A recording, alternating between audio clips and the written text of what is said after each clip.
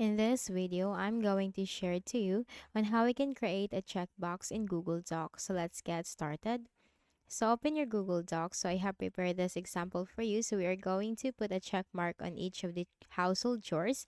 So what can we do? We just need to simply put our cursor on it's either for you. It could have it on the right side or on the left side. I'm just going to put it on the left side. So click on the Insert tab and click on Special Characters. Now you have here search by keywords. Simply type check. And there are a lot of choices for you for the checkbox that you're going to choose or use. You can simply choose any of this, but let me go with this one, the one in green color. And as you can see, we have it from here. Okay, let's put it again. So it's just very easy.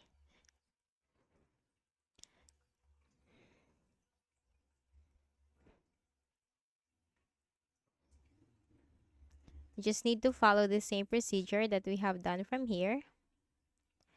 Okay, and that's it. Okay, that's how you can easily make a checkbox in Google Docs. So I hope this video helped you. Kindly please do not forget to hit the like button and subscribe to this YouTube channel for more tutorials like this. Thank you for watching.